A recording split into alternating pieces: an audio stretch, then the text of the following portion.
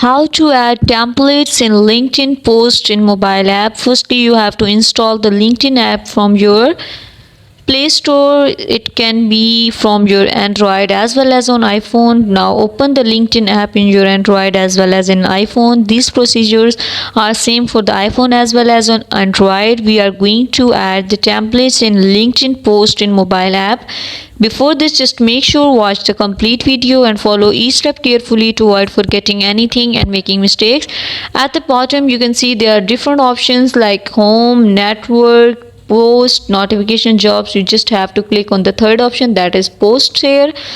Write the post and you can see there is a media. From media you can select any photo, any video, any post from your gallery of your Android and iPhone.